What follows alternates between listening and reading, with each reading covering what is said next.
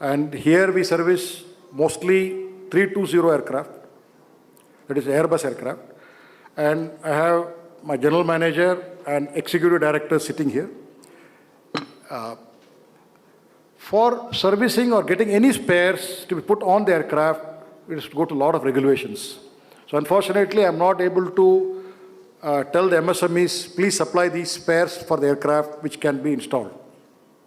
But in the maintenance angle, maybe we could engage with the MSMEs. So what can the MSMEs do to help the MROs to flourish in Calcutta? That is the main theme of this meeting, I think. And I really appreciate Bengal Chamber of Commerce to invite us to, as an outreach to discuss with the MSME team here. Some of the areas which MSMEs can supply are the ground support equipment. The broad support equipment means what? See, we require tail docks, we require a lot of trestles, we require a lot of equipment, cranes. All these areas, I request those who are manufacturing this to meet our general manager in Calcutta and discuss with him and see his requirement. I also see some of the industries are showing the solar panels. This is also another area where we would be interested to have solar panels installed on our hangars and in our buildings. We've got huge area near the airport, and if we could get the benefit of solar panels, it will be highly helpful. The other area where I think we can engage with the MSMEs is we require a lot of paint. We require a lot of hardware. So all this I request, please get in touch with our general manager and he will let you know the requirements. But any item to be installed on the aircraft requires regulatory authorities clearance, which is very difficult to come by. And the volumes required are very less. So most of the items we end up importing from abroad. Now let me tell you about our Air India Engineering Service Limited. As I said, we are the biggest MRO in this part of the world, and we maintain all the aircraft to fly in the Indian skies. We take care of all the aircraft which belong to Air India, Air India Express, Alliance Air. So what type of aircraft do they fly? Air India, you all know, they fly 787s. There's a Dreamliner, which is the latest plane. We also fly 777s. We also fly 747s. Air India Express flies 737s, and Alliance Air flies ATRs. So these are the aircraft which fly in Indian skies, and we do the complete maintenance within India, and we don't send any plane abroad. So if there are any aircraft operators here, I can see Tata Vistara here. They are welcome to approach us, and we'll take care of their maintenance. Okay, now, where does the MRO means maintenance, repair, organization. So where do we get our money from? Well, all of you will know that when you sit on a plane and fly, that we have to pay the lease charges for the plane, we have to pay the salaries of the pilots, we have to pay the workers. But you should also note that for every hour of flight, there has to be some maintenance. Money has to be kept aside for maintenance. So can you all guess, for 1 hour of 320 aircraft flying, how much is the money it will cost for the company for maintenance? Can anyone guess? Well, that's quite a huge number. It's around $600 to $1,000 depending on the age of the plane. That means 1 hour of flight, you can expect that the company will have to spend around $600 to $1,000. An average plane, a good plane will fly around 10 to 12 hours per day. And in a year, if you multiply it, we have got about 600 planes in this country. The MRO business is around $1.2 to $1.5 billion.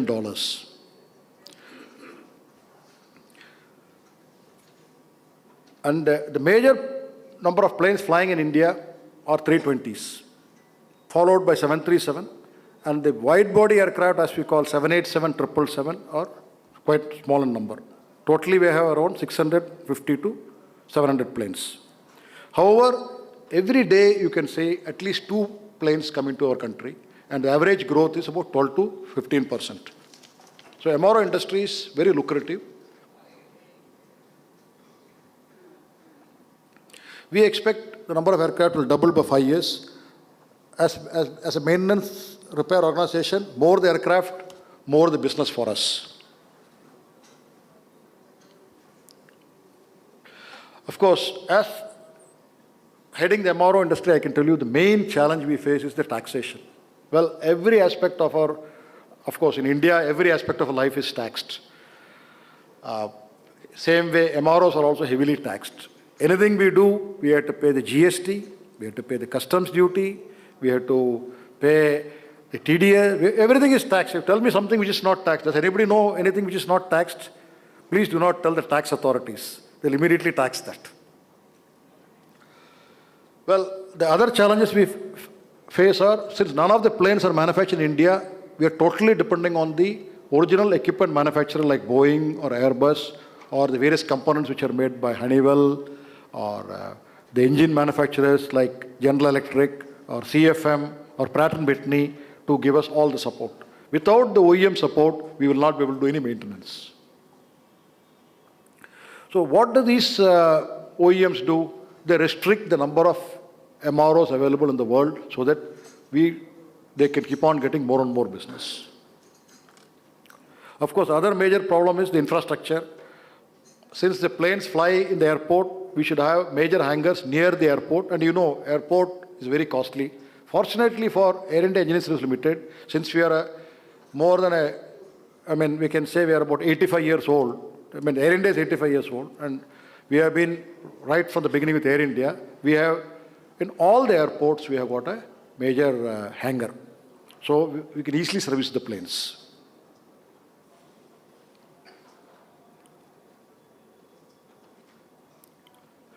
Now, the other area where I think the MSMEs can support us is the test equipment.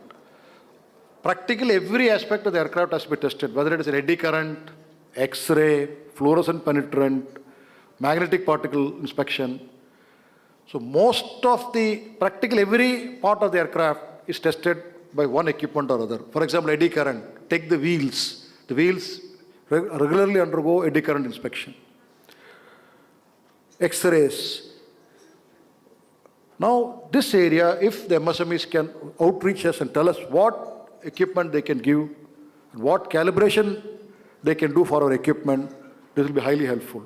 Again, please meet the general manager and apprise him what we can do. NABL accreditation will be very helpful for us to do for selecting the parties who can do the calibration of our equipment.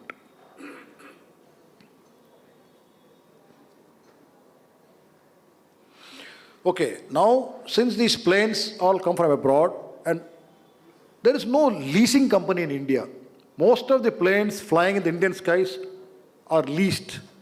Leasing means the owner is a foreigner. For example, if you want to lease a plane, you will have to approach a company who has got 100 or 200 planes and tell them, listen, we want to lease your planes. And most of the companies are established in Ireland.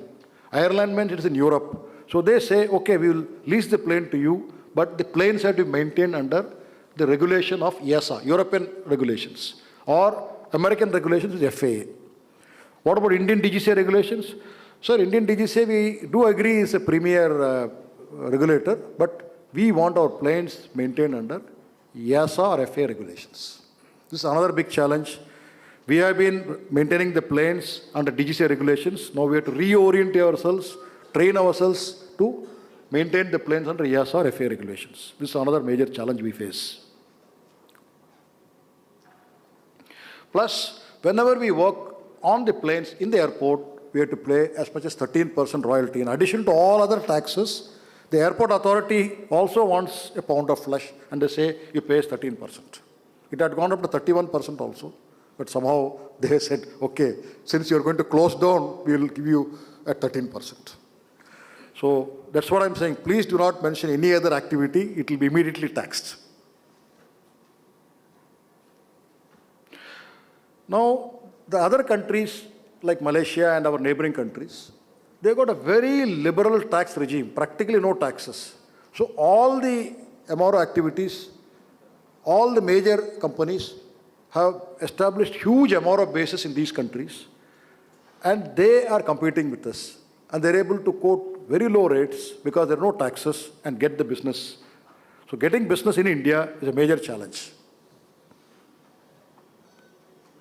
So what is the main cost benefit we have? Well, we have got highly skilled engineers who can do practically any job, whether it is repair, structural repair, engine repair, or if it is non-destructive testing. We can do practically everything. The cost of the salaries of the engineers are quite low as compared to what we pay in Europe or USA. That cost advantage is totally negated by the taxes here. This we have been taking up with the government. Hopefully, they'll show some mercy on this and we will be able to compete in the equal platform. But if we can compete in equal platform, I guarantee the MRO industry in India will simply flourish. Now coming to the defense sector. We have been trying to engage the defense sector. I heard a lot of encouraging statements from the defense sector that they will not look into the L1 and they will look into the technical capability and all. But so far our experience has been not true. Though, see, our costs are, compared to other small sectors, is slightly higher because we've got highly skilled people and skilled people do not come at low rates. But when we have to quote for the defense, obviously our rates will be higher, but we did not find that we could succeed in any of the tenders because though right now I'm hearing that it is possible that they may look into the quality and things like that and give us a level playing field, but so far we have not succeeded.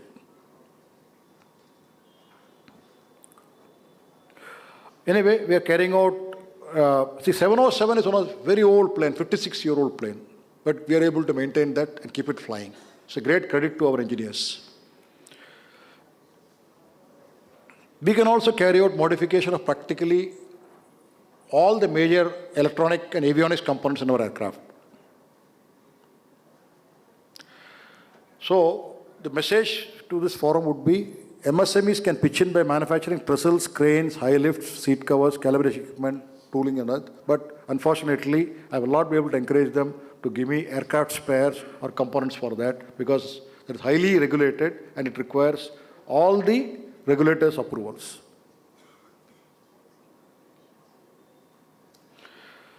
Okay. Now, as far as Air India Engineering is concerned, we are 100% subsidiary of Air India. Now, the main issue in everybody's mind is what is going to happen to Air India. Is it getting sold? Who will be the new buyers? Well, Government of India has come out with an expression of interest. If anybody is interested in buying Air India, most welcome. You can please participate in that. I think it is going to open 17th March, but now I think they postponed it by 2 weeks or so. However, Air India Engineering Service Limited will remain as a public sector. These are some of the areas which I am showing where the MSMEs can participate by giving us equipment like ultrasonic testing, eddy current testing, radiographic testing. All this equipment today, unfortunately, have been purchased from abroad. But if somebody can reach us and show us equivalent good material, we should be interested in purchasing it in India. We have just 1 minute to go. Yeah. So these are the other areas where MSMEs can participate. So we carry out weighing of aircraft, maybe the jacks for that could be given to us. This map gives all the major locations where we have our bases, and all industries in and around these bases can participate in giving us equipment on whatever items we need. So we have got it in Calcutta, Nagpur, Delhi, Mumbai, Hyderabad, Trivandrum. These are the major bases where we service all types of aircraft. We, as said, since we have to survive in the market, we already have got FAA and EASA approvals in many of our organizations, in addition to the DGCA approvals. As I said, we carry out line maintenance in practically all the 88 airports in India and base maintenance in these areas. We also have huge facilities to overall engines which fly in the market. The biggest engine in the civil market is G90, and that overall is done in Nagpur. The engines which power the 787 are Genex engines. We overhaul that in Nagpur. The engines which power the 320 are CFM engines that we overhaul in Delhi, and the 737 engines are again CFM, we overhaul that in Mumbai. So we have got huge facilities to overhaul engines. We also repair practically all the components of the aircraft, like hydraulics, pneumatics, electrical, fuel, IFE components. And our main expertise is structural and composite repairs. Any plane which undergoes a damage or lightning strike, if you have to repair it, well, please approach us and we can do it for you. These are some of the facilities we have. This facility at Nagpur was worth mentioning. When we purchased about 68 planes from Boeing, running into a few billion dollars, they, as an offset, I can say, made this hangar in Nagpur and gave it us. This hangar cost $107 million. Mr. Jagannath, you'll have to end your thing, otherwise, we are running very late. Right, sir. That's it. Thank you all. I have been asked to finish my lecture. Thank you all for inviting us here.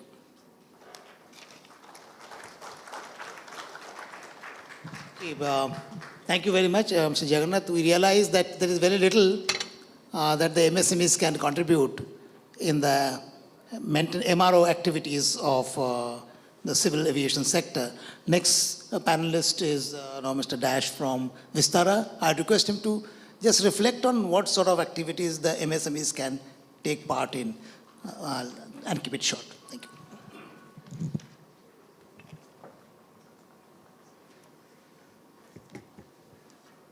Distinguished panelists and the guests, and ladies and gentlemen, first of all, good afternoon, and thank you for giving me an opportunity to speak over here.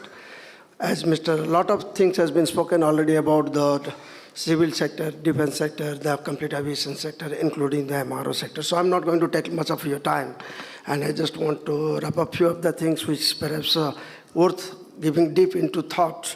It may start triggering in thought process. What we are talking over here, for the MSMEs, I'm particularly trying to come over here, that when we are talking about the manufacturing, what we are doing mostly we are talking about the quality system, which perhaps we are lagging in as a country. I will not say it is particular to any particular section or particular sector. As a country, perhaps the quality standard, what we are looking at, that we are not able to meet that quality standard. That's why we are losing at the globally.